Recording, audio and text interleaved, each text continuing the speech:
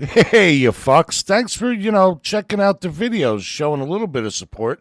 How about you take it to the next level and show us some love over there on Patreon, huh? Huh? Huh?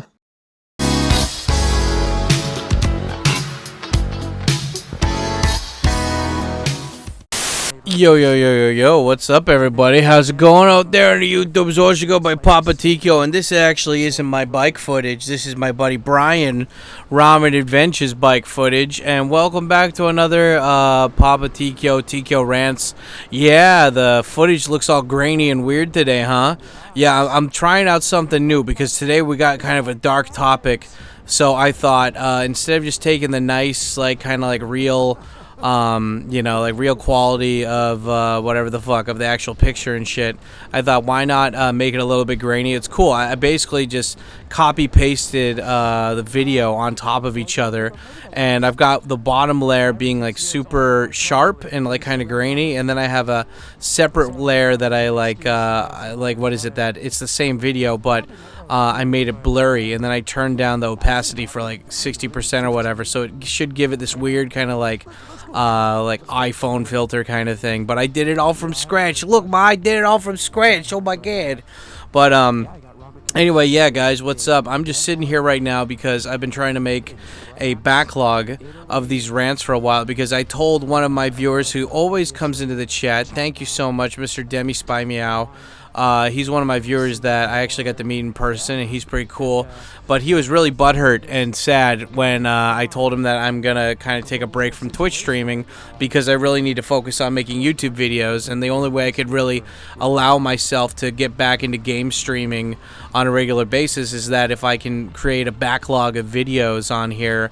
And it's not so I'll just release these one after another. I mean, it's just to be there. So if I'm like, okay, if there's not a topic that I can talk about this week, or like something trending that I want to chime in on, or if it's just like, oh, I got a bunch of translation jobs this week, I won't have time to sit down and do a rant, then I'm like, okay, yeah, then I can just put one of these out instead, and yeah, and like if I can do that for my rants for like 2 or 3 months, and then I'm like, okay, cool, then I'll just, I don't know, it's just a peace of mind kind of stuff. And I made like 10 plus different thumbnails already for all this stuff, so I was like, okay. And one of the thumbnails I made was Yakuza, Yakuza in Japan, and then I made another one about Yakuza movies, and I actually have a whole list here of movies that I want to go over. But today's rant isn't about the Yakuza movies, it's about just Yakuza in general, because being in Japan for so long, like, you hear things and stuff, and you see things, and then, like, you'll see all these people that, like, are self-proclaimed experts about shit or whatever,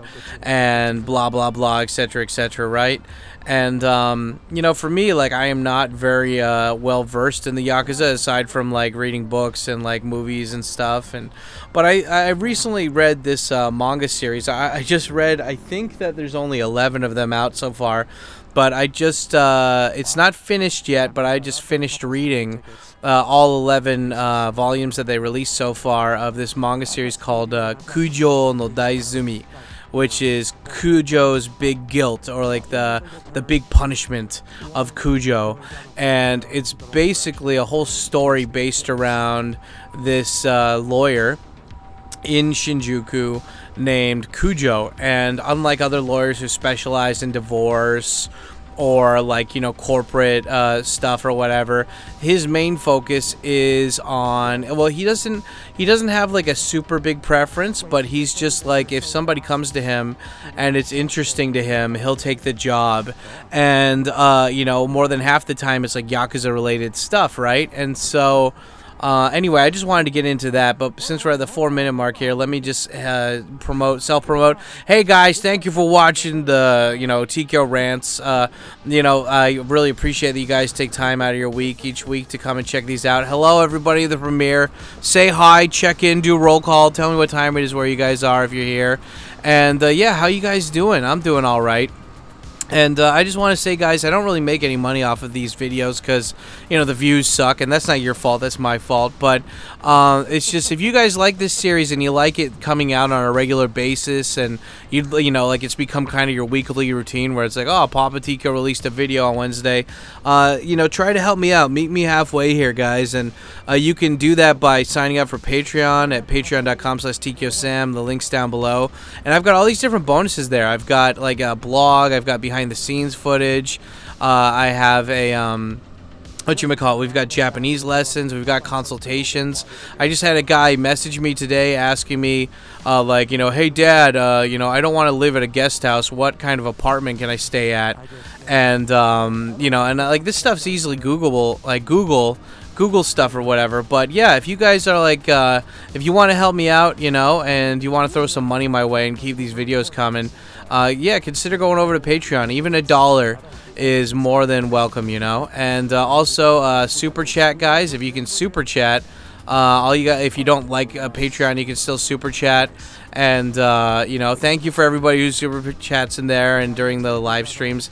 Anybody who super chats either during these premieres or during the live streams, it extends the live stream after the rant or the video upload that I usually do. And yeah, thank you for everybody who becomes a member by pushing that join button. It's just you get access to a different part of the Discord, and it's just a fun way to participate in the live streams. And yeah, like I just said, we do a live stream after every upload, unless I have a job or something scheduled for that. So yeah, feel free to, at the end of this video, if you're in the premiere chat, I'll be putting that URL right there for you. And if you're watching this pre-recorded, then it should be on the top comment or one of the top comments for the URL, so you guys can see what we talked about right after we release this video. So, and yeah, also don't forget to smash like button, hit that subscribe bell and subscribe button, get notified next time one of these videos comes out. And I guess, well, we always have a question or a comment of the day.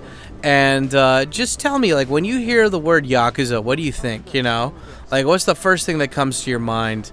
Like, for me, it's, when I hear Yakuza, I just think of, like, a Japanese guy with, like, slick black hair, sunglasses on, and, like, a black suit. You know, like, all plain black suit, and he's got, like, some fancy jewelry on him or something. And he's got, like, scars on his knuckles from fighting so much. But anyway, yeah, I'm just gonna give a spiel about Yakuza and just, like, updated Yakuza stuff today. And anyway, yeah, let's get into it. So I'm curious to hear what you guys think down below.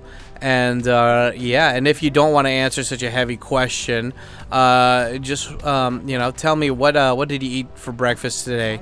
I had coffee and milk today, and that was pretty fucking good. Yeah, but anyway, it's just yeah. So Yakuza, every country has gangsters in it, you know. Mexico has the cartels. Russia has the Russian mafia. Well, Russia and Italy, right? They got the Russian mafia. China and Taiwan have the triads. And in Japan, they got the Yakuza. And like, what are gangsters? What are they doing? It's like, well, these are guys who do big scale stuff that's bad and against the law and stuff and no. But everybody kind of wants to do, you know. And it's interesting because it's like, you know, before you come to Japan, everybody always hears about the Yakuza, whether you saw that one Simpsons episode where the Yakuza fight the Mafia, or like you watched episodes of Archer where he's fighting, or like Pam is doing races against the Yakuza, or you watched like Tokyo Drift where that one Korean guy is pretending to be the nephew of like a big Yakuza, or maybe you guys watched you know, like Tokyo Vice or something, or you love the movie, or like you watched the movie Black Rain with Michael Douglas or whatever. Like, point is that like even if you don't really know Japan that well, there's probably, thanks to pop, like social media, you know, pop culture or whatever, people know what Yakuza is for the most part, or they have a better idea of it than I think they do for like the Chinese triads or something, right? And so yeah, you know, like yeah, my image of the Yakuza before I came to Japan was like watching the movie, I don't know, like Wasabi or something, with that French dude from The Professional, where like he has to save his daughter and stuff against Yakuza or something like that, right? Or you know, I don't know, I'm trying to think of other things, like those guys that fought Zatoichi in the old movies or whatever. Like, whenever I thought of Yakuza, I always thought like big back tattoo, you know, these guys who are like, you know, they just they're violent motherfuckers who will like snap, but they also dress really nice, you know. And like when I think of Italian mobsters, I think of like overweight dudes who are like, you know, Sopranos or like Simpsons or something, right? That might not be the correct image, but that's the image I have thanks to movies and media, right? But when it comes to Yakuza, I just think of like skinny Asian dudes that are kind of built, and they wear sunglasses, they got, you know, the slick hair, they wear really nice suits, they fuck hot young chicks that have daddy issues, and they have tattoos. And these dudes, if they fuck up, if they didn't die from getting from fucking up, then they'll cut off their finger, you know. Yeah, it's like before I came to Japan, it's like this kind of propped up image of this gangster that has morals, or at least has ethics, you know, like you know, like they have some kind of compassion. They're on the good guy, they're on the little guy's side kind of thing. And obviously that's far from the truth, right? It's like they said, like the Italian mafia started because like local governments were so corrupt that people couldn't get food, they couldn't get protection, and the mafia was kind of like a Robin Hood kind of figure. Like they offered, like, you know, to, you know, fuck up people if they didn't pay back loans. They offered protection for when shit was fucking up, like if people needed like, you know, food for their store or something, and they, like the regular distributor was fucked up, the Yakuza could help them out, or like the gangsters could help them out kind of thing. So it's like they've always had that kind of image of like helping the young guy, the unofficial government kind of thing, right? And you know, in Japan, if you go and like, if you want to like watch the most like old school Yakuza movie of Yakuza movies, you watch Jingi to no Tatakai or something, like the fight for something in humanity. If you look up just like Yakuza Fight for Humanity or something, I can't remember the exact name, but you can find it. But a lot of these older Yakuza movies, they're so fucking old and lame, and they're so time capsule-y, you know, like the story is like half there and stuff, and or it's bad storytelling, or just the actors suck or whatever. So you know, but anyway, I'll save that movie talk for the actual rants about the Yakuza stuff. But yeah, today I just wanted to say like what's my opinion about them and stuff, right? So it's like when you come to Japan, you know, if you're a tourist, you're probably not going to run into Yakuza, aside from like seeing Yakuza. Like you're just going to be like one of those like those new YouTubers right now, right? Where it's like they go to the festival that happens every year in Asakusa, where those guys wear the tattoos and they ride the shrines, and then they're like, they make a clickbaity fucking picture, and they're like, I met a real Yakuza, and it's like, really, they don't speak any fucking Japanese, and they got like a 5-minute like talk with him barely, and then they just fucked off. Like they didn't really know them, you know, they didn't really talk to them kind of thing. And yeah, you know, it's like I mean, that's fine, right? Like I don't think tourists should get to be friends with Yakuza, because it's like I always thought Yakuza were like gangsters of morals, right? Or gangsters that had like, you know, they don't cross a certain line. But the longer I've stayed here, it's like, nah, gangsters are just like, they are they're like they're that Paulie in fucking whatchamacallit, in like Goodfellas, right? Like they might be good to their family, like their direct family, like their kids or whatever, or their wives, but like they're there to basically siphon everything from you, right? Like that one guy, when he's having problems with Tommy, and he's like, Paulie, you got to help me out, and he's like, I want you to become partner, and he's like, that means he's got to come up with the money every week for Paulie regardless. You know, hey man, like my like the bills haven't been paid yet, fuck you, pay me, you know, oh, this month's been slow, fuck you, pay me. And then if he doesn't, then the guy just racks up like, you know, the bill of buying stuff with that guy's bad credit, and then he just sells that stuff for a fraction of the penny or whatever, like a fraction of the price on the black market or whatever. So like that's, and then he just ruins this guy's like good credit, you know. They basically just ruined this guy's shit and took him for everything that he had, you know. They siphoned the shit out of like a civilian, so to speak, right?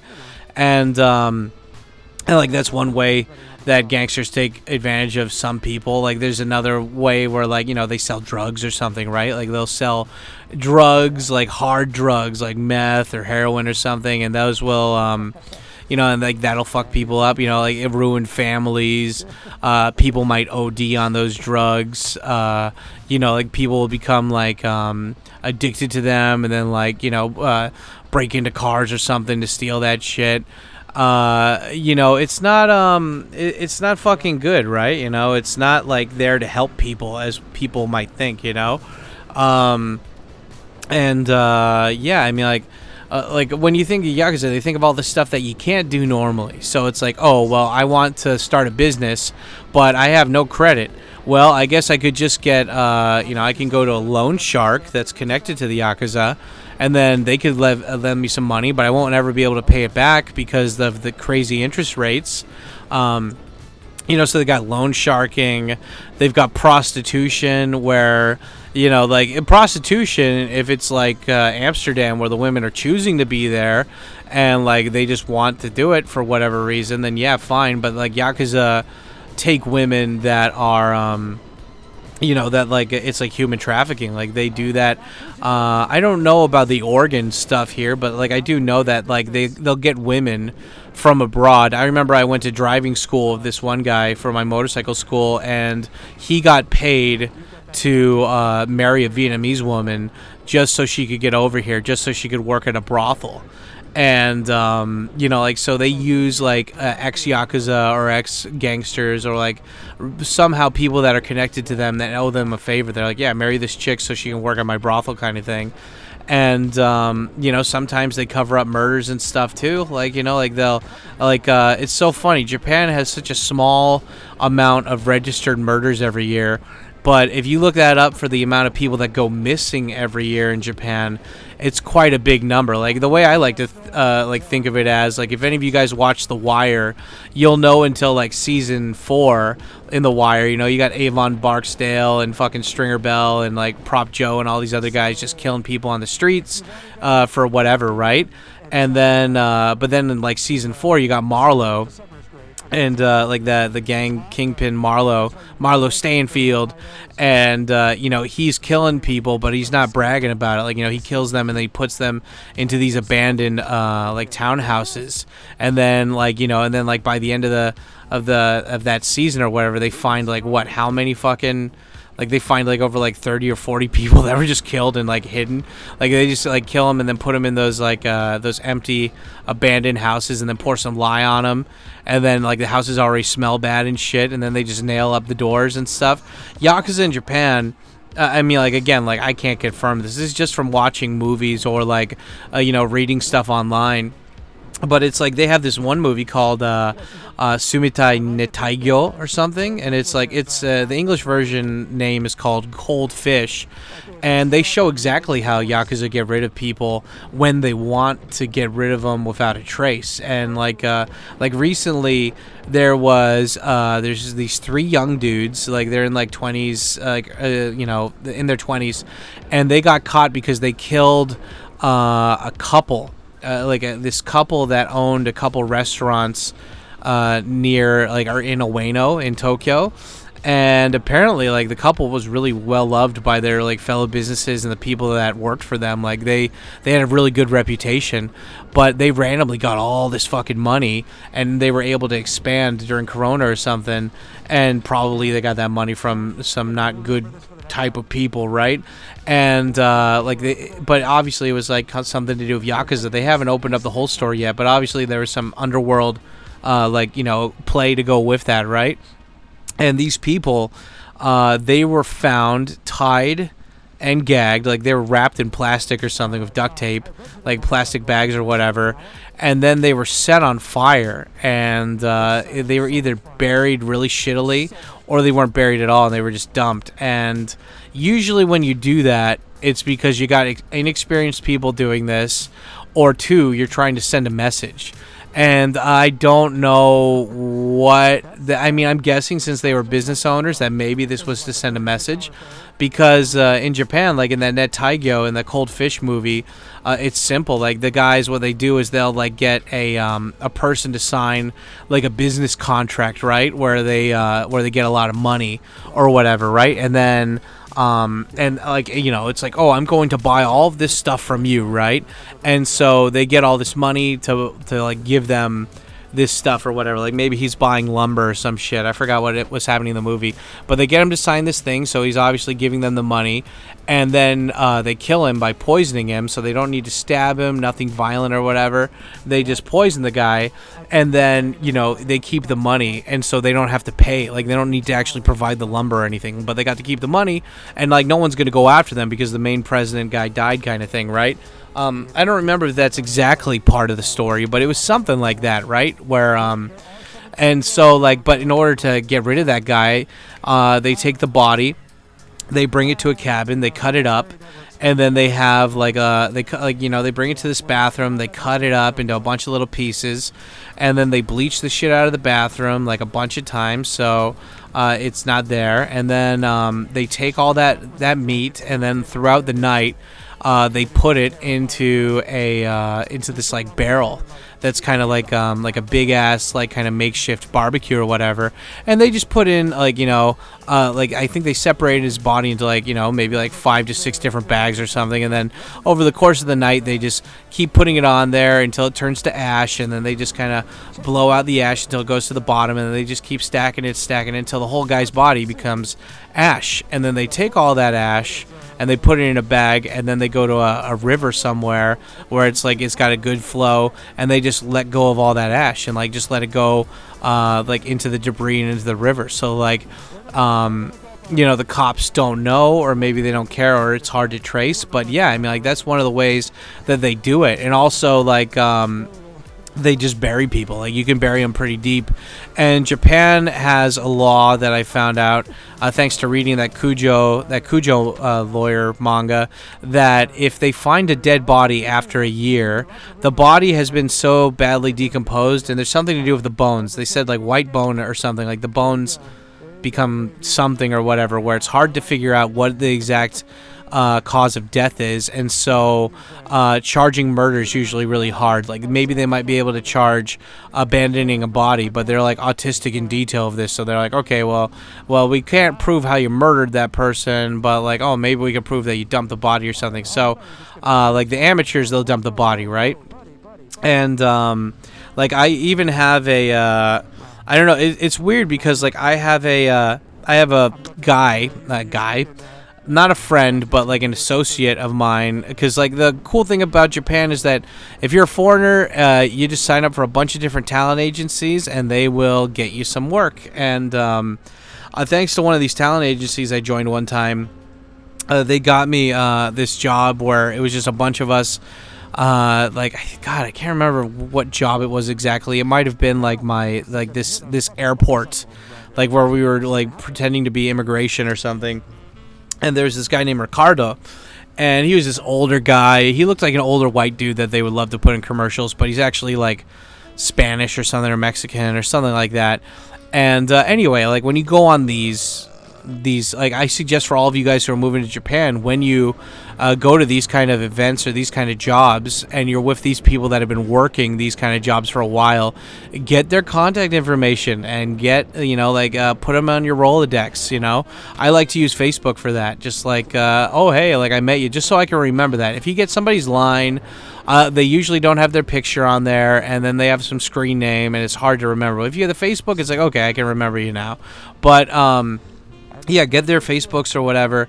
And this guy, I remember like a little bit after that, like he posted this thing saying like, this is the 1 year anniversary since my son went missing. And the guy's like 60 years old or whatever, so his son was like 30 something, and he was living in in fact I should look this up pretty quick, just to see what the details were. I think his son was living in Yamanashi or somewhere where there's a lot of there's like a lot of fucking forests and shit, right? But I mean, that's a lot of Japan right there. But his son was like a 30-year-old guy, and there was obvious signs of a struggle. When where is it? Yeah, Ricardo, here it is. Is this the guy? Yeah, that's the guy. I think. Yeah, where's the post about his son? But yeah, anyway, this guy, like, he lives somewhere in the mountains, and, like, the cops found, I guess, I don't remember the exact story, but when the cops went to go investigate, they saw that there was a struggle, that his shoes were there, his wallet was missing, and you know, he, like, there was obviously signs of a struggle that happened there, right? And so, he tried to tell the cops, and the cops ended up not doing anything for him, you know, like it's been years and they still haven't found, and this is a guy who's a foreigner, right? And let's see, he's got pictures of his drama, the TV shows that he's been in, Hanami, his other grandson. I thought there would be at least like an album or something. Oh, here it is. Yep. Yeah, let's see what this is right here, because I'm looking this up while I'm talking to you guys, right? Here, let's see. It's taking a sweet time loading up. Yeah, so, like, he has this whole thing. It's all in Spanish, though, so I don't really know what this is. But, yeah, it says, today is June 17th, 2024. Yusuke would be turning 34 years old. He's still missing. Oh, fuck. His son's been missing for 4+ years. Or how long ago has this been? It's, God damn it, I don't know Spanish. But, yeah, let's see what this picture says. Do any of you guys know Spanish that are watching me right now? I could try to read this out in the shittiest.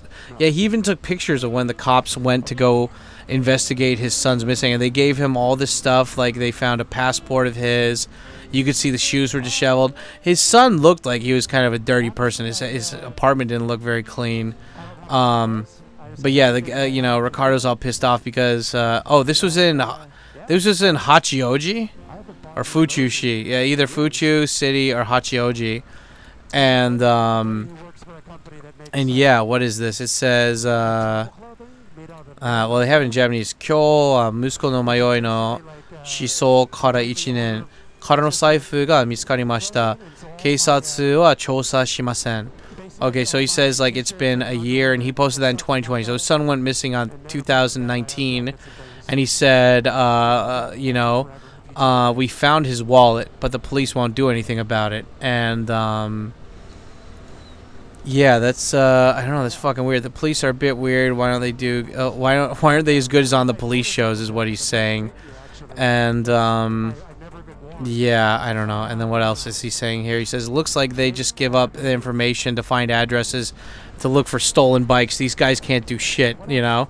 Yeah, what does he say? He's like, they just give all they do is just hang out in their police boxes and give addresses and look for stolen bikes, and then just hang out or like they accompany people on for protests. Like, he's like, they're totally useless.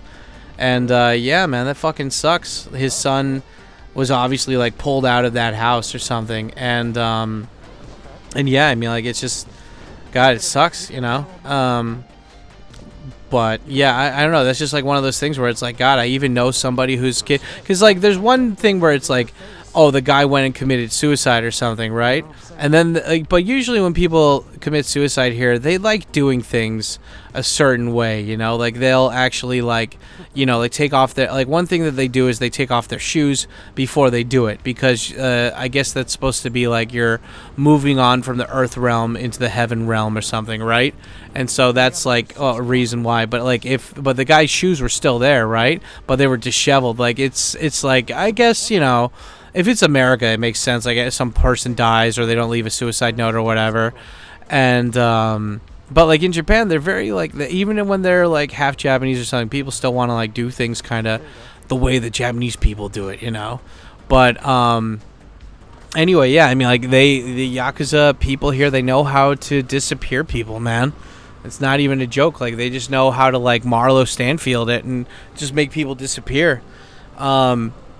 Yeah, so I mean, like the Yakuza, they run everything. Prostitution, they run the drugs here, and usually with the drugs, they'll run it. They'll either, I think for the most part, I'm guessing that they import a lot of drugs. I don't think they make a lot of drugs here, like cocaine, meth, everything. I think they import it, probably from Hong Kong or North Korea. A lot of it probably comes from North Korea, those fucking bastards. And You know, they do the prostitution, they do the drugs. For weapons, they don't really sell weapons here, and if they do, it's for collecting stuff, right? I had a buddy that went to jail, and he said that one of the guys that he talked to was in there because he got busted for selling exotic animals. But he didn't get busted for the exotic animal thing. They just kind of found out about it because the guy got drunk or whatever one night, and he hit the cop. He ran into a cop car. They tried to run away, and then they found out that he also he imported exotic animals. So that's another thing they do. They import exotic animals for people that want to keep them, like random shit or whatever. I mean, it's so funny too because sometimes you'll see this shit in Japan, and they delete news here too. It's interesting. Like they'll put up an article that might be that it's like, oh shit, that person's connected and their family wants you to delete that or whatever. There's people that actually this shit like that happens all the time here. I remember, I think it only stayed up because a foreigner posted it, but one place had an emu farm or something, and an emu had escaped from there.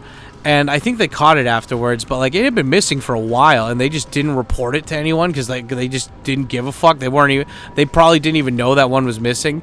And then just imagine that you're in Japan, you're hiking in the woods, and then all of a sudden you see a fucking emu out of nowhere.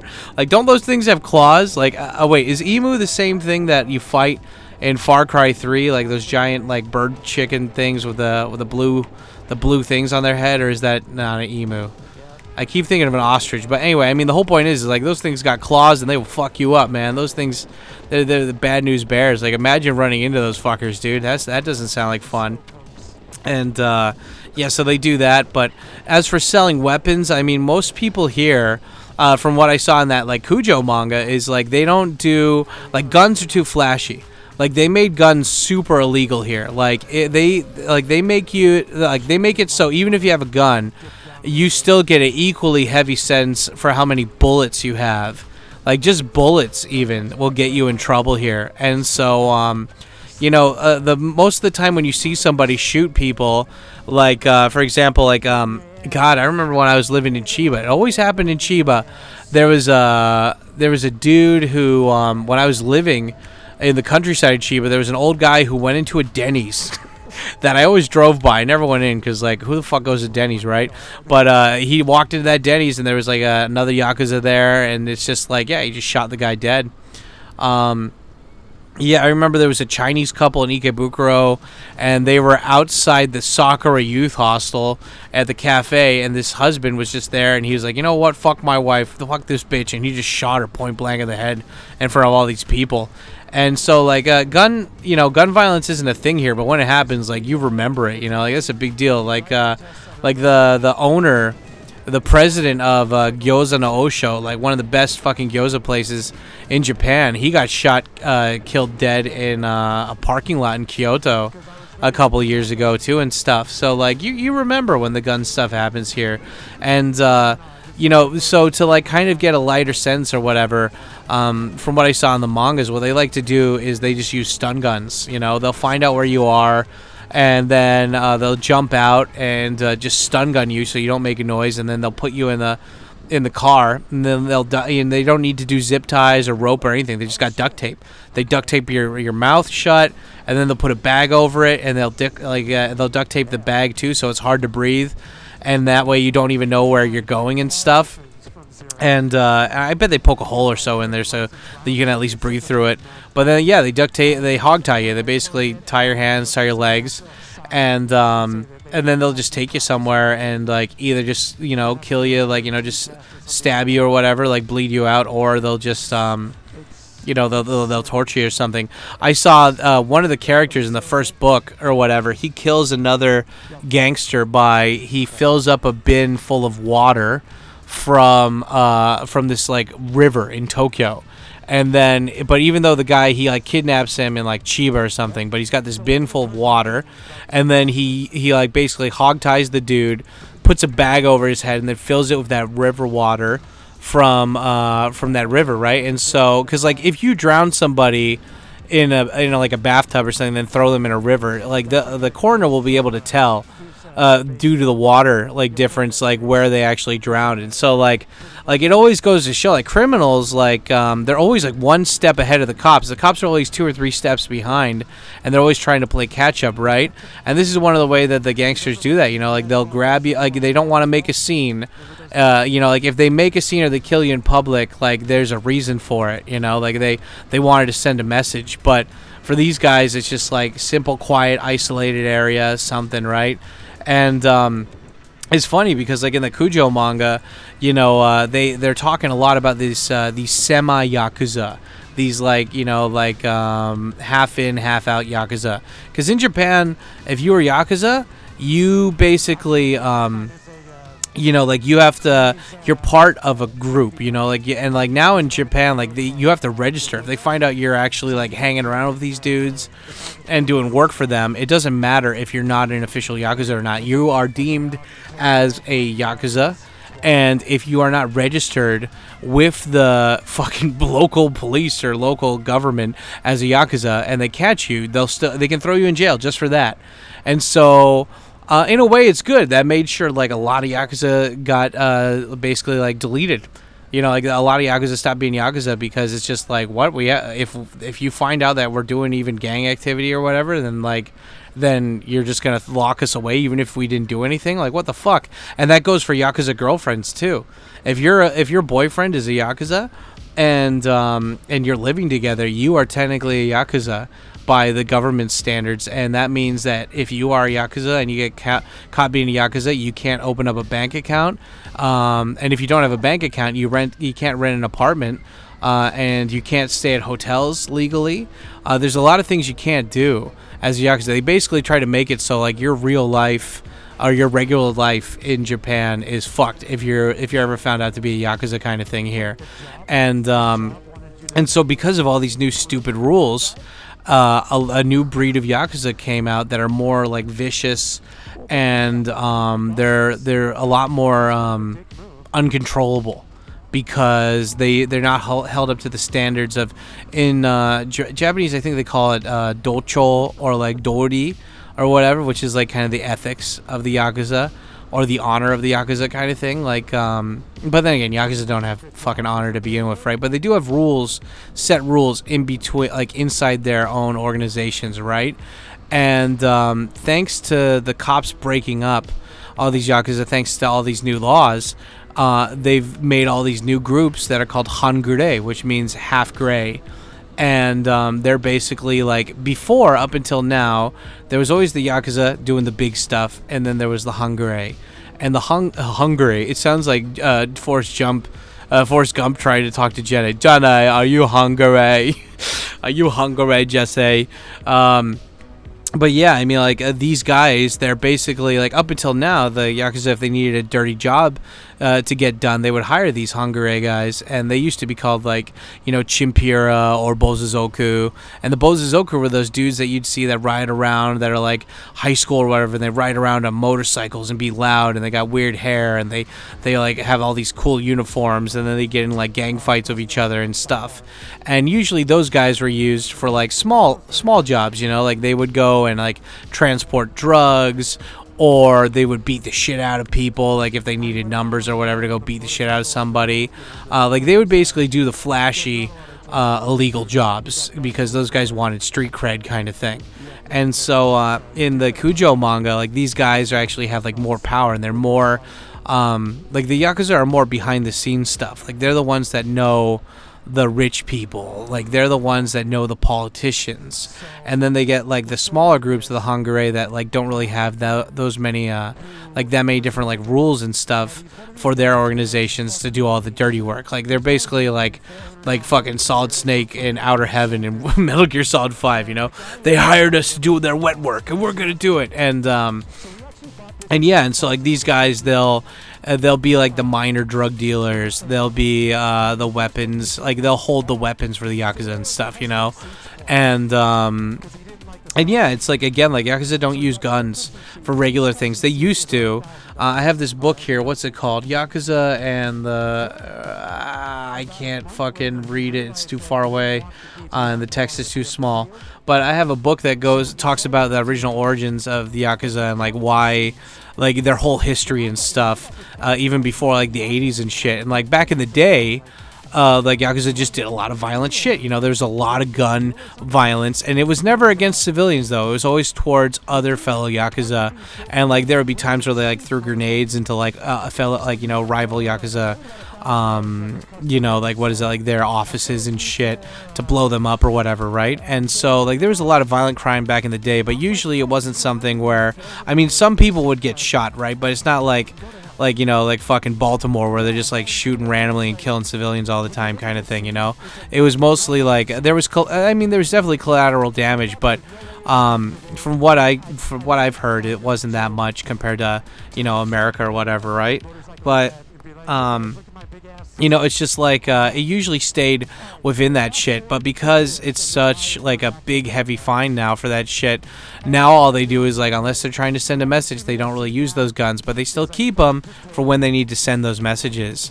And yeah, you know, it's like you watch enough YouTube videos about Yakuza and stuff, and like interviewing like previous Yakuza and everything, and it's like those dudes, man, they're always on fucking. They're always worried about getting capped, you know, because like when you're one of those guys, you don't get like a nice beating or something if you fuck up. Like usually if you fuck up bad enough, they'll just kill you, you know. It's like, oh yeah, it's like, so like you can't really screw up, or you'll do something really bad, right? And like if you're a rival gang who did something fucked up, and like let's say your leader did something really fucked up, and you had nothing to do with it, but because your leader did that, like if they kill the leader or something, you have two choices. You either die or you become a group, like you become part of that Yakuza group. And it doesn't matter if you were a captain or you had a bunch of stuff that you were in charge of in your previous group. You have to start from scratch. You're scrubbing toilets, and people are going to treat you like shit until eventually like you want to leave, and then they can kill you. And so yeah, it's a really shitty situation to be in. And yeah, you know, it's funny because like I remember being at the guest house, and there were these guys that worked there, and they came over here as laborers, and then they got fired after like a couple months just because, I don't know, for what they might have quit or something, and they needed money. And they would sometimes flash this jewelry and stuff, and I'm like, what the fuck? And then one night they told me that they were drug mules for these Yakuza, and what they would do is they get paid $500 per thing, and what they do is they would just go to like West Tokyo or Saitama or whatever on their bikes, and they all had Uber Eats bags, and then they would just pick up something, or they would just get in a taxi, and then they would just take the taxi all from there, all the way over there from like wherever to like Roppongi or Shinjuku or whatever. And they were like, it's great. Like they're like, 'cause I was like, aren't you worried about getting deported or whatever? And they're like, dude, I'm gonna have so much money in my bank account, like I don't give a fuck, I'm going back to all this shit, and like Turkey doesn't care or whatever. And yeah, unfortunately I was stupid. I told the fucking manager about that because I didn't like those guys. I'm not for snitching, but those guys were just such fucking assholes at the guest house, and they were always annoying and just being loud and leaving trash everywhere. And yeah, the manager's like, so Sam told me you guys are doing your deal of drugs, and they just came up to me, and I was like, it wasn't me. I think he heard you, and I was able to convince them otherwise. But normally, I am very much of the snitches get stitches. But at the same time, if you fuck with me and you fuck with my peace, then yeah, I don't give a fuck about your honor or your rules. Like, nah, if you're already annoying, yeah, and you gave me ammo, yeah, fuck you, you know.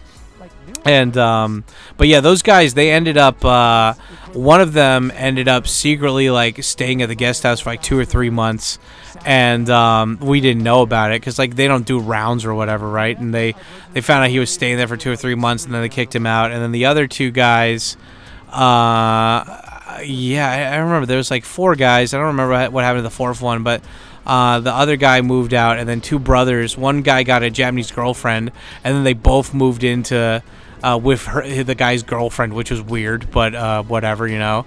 And yeah, I mean, like, that's kind of like the progression, because like Japanese, like the Yakuza, when they see dudes like this, they just see an opportunity. They're like, oh, these dudes don't give a shit, they just want to make money, and they don't care about being deported or whatever. And like, you know, like, so like Japanese people, like the Yakuza, they don't want to sacrifice their own Japanese people, like, you know, like members of their group, and so they'll get like the foreigners to do that shit.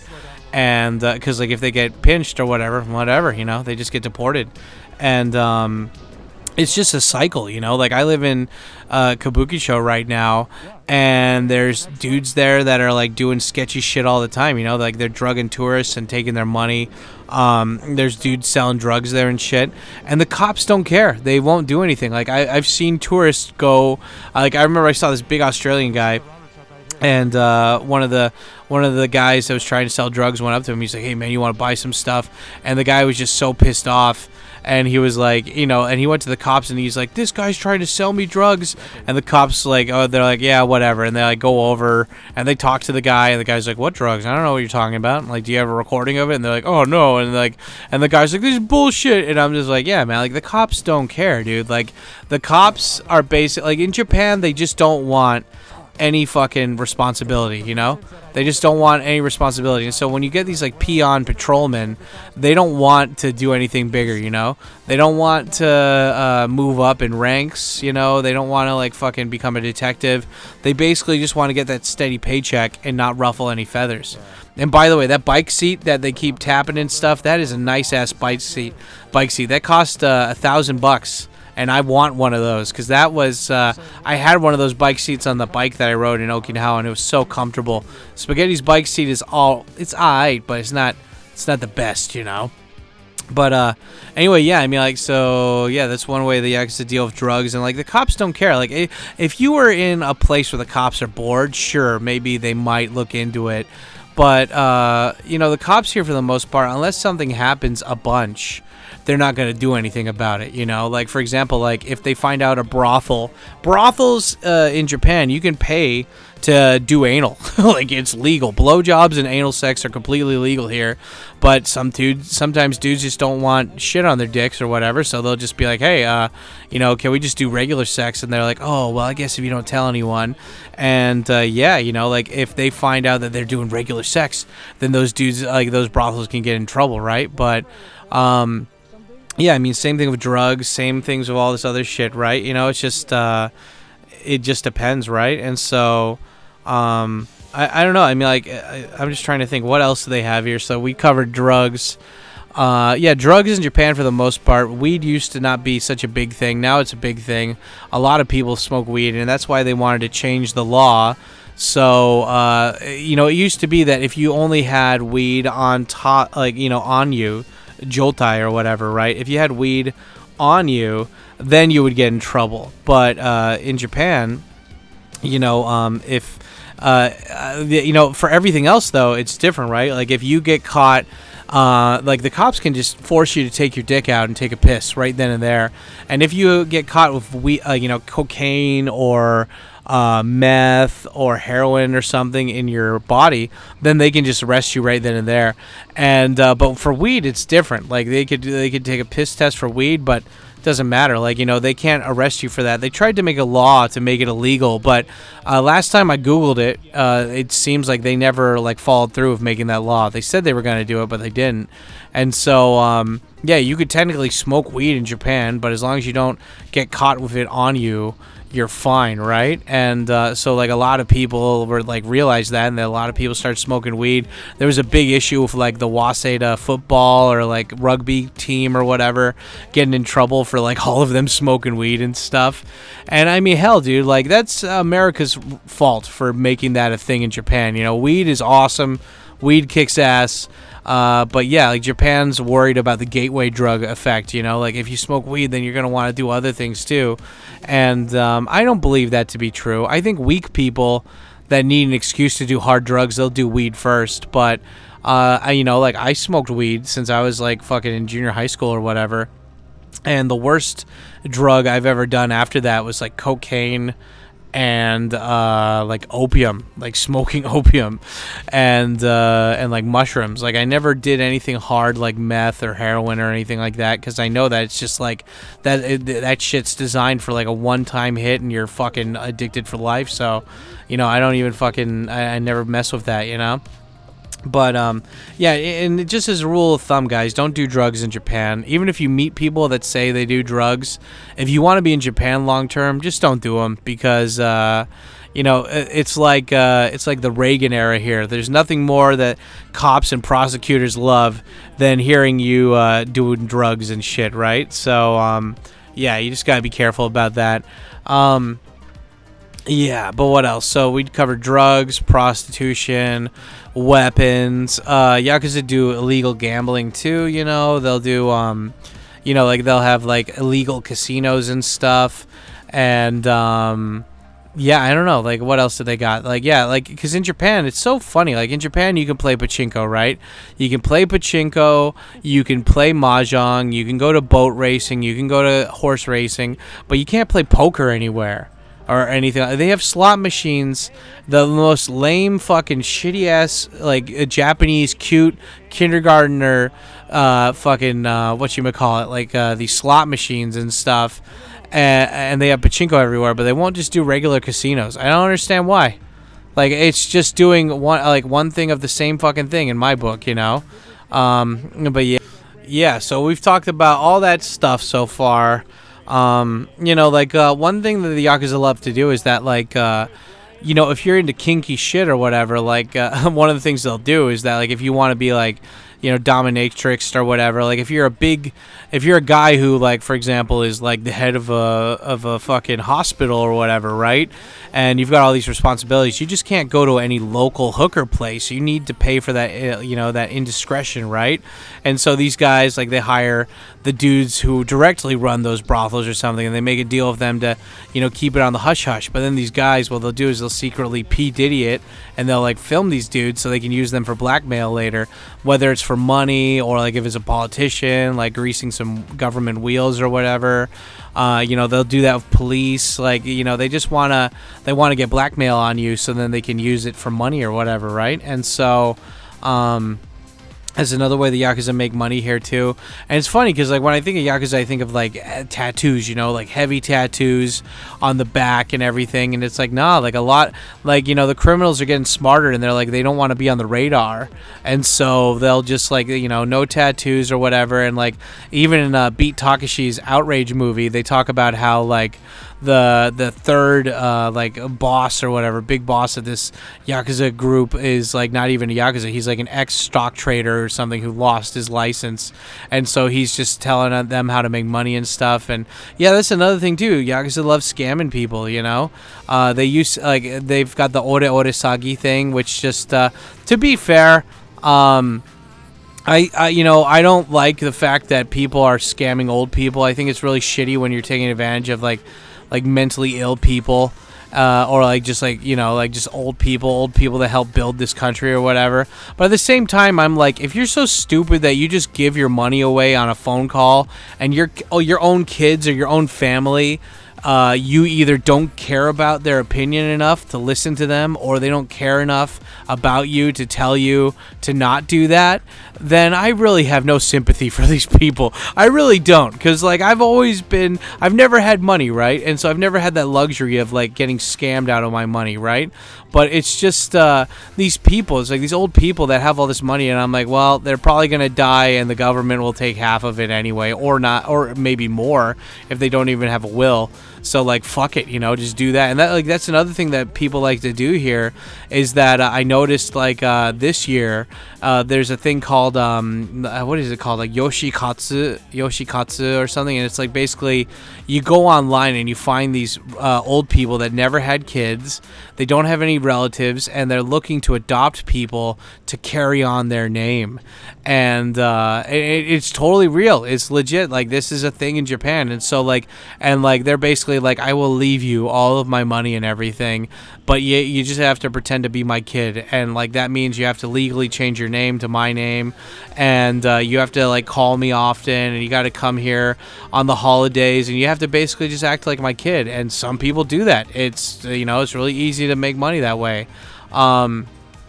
Same thing with, so, like, that kind of reminds me of, like, the Papa Katsu or the Mama Katsu, where these dudes and chicks will be like, they date older people with money, And like in the Cujo book, they had this one chick who wanted to be. She was an aspiring actress, and she just never really hit her break. She'd go to auditions and everything, and it's just like she wasn't making any money being a starving actress or whatever. And so, like, in order to make money in the meantime, she would do these things where it's like she would go out with these guys on group dates, and then of course that, like, through some negotiating they can pay to fuck the chicks, and then through that she finds a guy who he's not Yakuza, but he runs a porn company there.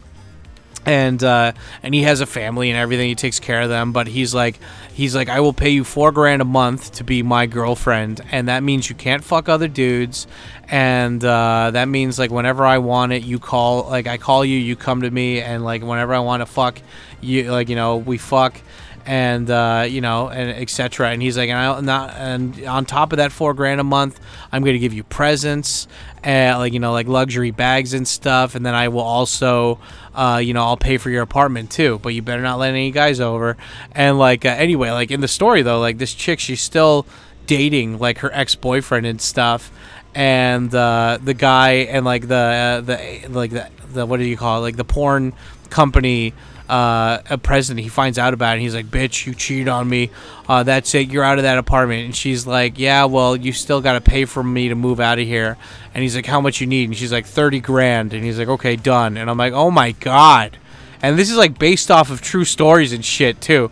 And being in Japan for as long as I've been in, like if I had first come to Japan, I didn't know much about Japanese people or the language, the customs, the people. I would just write that up to a bunch of bullshit. But after being here for a while, I can totally see that being a legit thing and like actually happening. And then on top of that, when she moves, like you find out in the story that she already had 2 other guys that she was doing that papakatsu thing with, and so she was probably making like $16,000 a month just by fucking these older dudes. And like she had 3 different apartments that she pretended to live in and stuff, and meanwhile she was still fucking her ex-boyfriend. But the woman was stupid, and she spent all of her money instead of saving it each month. And she ends up marrying some rich guy who's like an ex-president of a company that had a bunch of money, and he had been married a couple of times, but he never had any kids. And he's just like, I just want somebody to pretend like they love me, and then like occasionally get fucked in front of me by hot younger dudes just so I can get off on it. And like she basically gets herself set up for life. She never has to work anymore. And he's like, I'm not gonna die like right now, and if you kill me, you get no money, but when I do die, you will get all my money and all my assets. And it's like, shit, dude, like imagine how many women that like have actually done that up until now. And like there's that whole recently there's like the topic of Minatoku Ona, or Minatoku women. And Minato ward is like this really rich ward of Tokyo. I think it's where is that where Tokyo Tower is? I don't know. There's like a lot of like the rent's really, really high there. And so the only people living there are people that already made a shit ton of money or are currently making a shit ton of money from all the companies that are around there. And so like that's and so that woman became a Minato-ku woman. Like she would hang out in the hotel bars and stuff and wait to meet hot rich dudes, and then hopefully like get paid to be their girlfriend kind of thing, or get paid like a couple grand for one night of fucking. And it's funny because like you'd get you're kind of disgusted, but at the same time, when you think of a chick at a brothel doing multiple guys a day, and she's only making like a couple $100 versus this one chick who fucks this one dude one time and she gets a couple grand, it's like you gotta at least respect the hustle about like looking at the bigger grind picture of this. I don't know, it's just something silly like that. But anyway, yeah, man, like I actually I barely covered 1/4 of what I wanted to talk about today. I'm surprised. I got this whole list in front of me, and I barely got to go in depth. I covered a lot of stuff, but I didn't get to go super in depth for all of these. And like I said at the beginning, I don't want to come off like I feel like a poser because like I'm not involved in this stuff. This is just the shit that I've like collected knowledge over like the course of being in Japan and like the media and the research and stuff that I've been doing. But at the same time, I think it's an interesting topic and not one that gets discussed a lot in English. And so I just thought I'd share that info with you guys. And And anyway, yeah. Hello, everybody. Still in the premiere chat. Are you guys still here? Did you smash the like button and leave a comment? And yeah. Anyway, there's a bunch of other stuff I want to talk about. If you guys want a part 2 to this series, if you want to hear more thoughts on this stuff about, because like I have all these books here that I'm reading all the time, and I'd love to share some of the info that I've gotten from these. But yeah, if you want to hear more about that, be very vocal in the comments and say, we want a part 2. We want a part 2. And yeah, maybe I'll make one. And if you guys made it this far, just type in, black and white peanuts. Not penis, but peanuts. Black and white peanuts. That's the secret comment of the day, if you guys made it this far into the video. But yeah, I don't know. I had a good time with this video. This is fun. I'm actually, like, it's raining today, and I was like, I'm going to go. I don't really want to work on vlogs, so I'm going to go walk out in the rain and film another rant. And I'm like, you know what? Nah, fuck that. It's coming down heavy, and, like, everyone's wearing an umbrella or, like, using an umbrella. And I'm like, fuck that. I'm just going to stay home with my window open and get all that nice fucking rain coming at me. And I will just record this from the comfort of my workroom, my bedroom / workroom. But anyway, yeah, guys, that's gonna be it for the rant today. Remember, at the end of these, we always do a live stream after these too. So I should have put the URL. If I haven't put the URL in there, the URL for the live stream will be in the premiere chat. It will also be in the comment section for this video if you watch this all the way through. And remember, we have like over a couple hundred of these rants on plenty different topics. And so if you liked this and you're not watching this during the premiere and the live stream already happened, check out the playlist at the end of this. I've got all of these added to one playlist here, and so you guys can go back and check out the topics or whatever, and it's all good. But yeah, anyway, with that being said, thanks for listening, guys. Love your faces. Y'all stay sexual. I'll talk to you later. Yeah, buddy.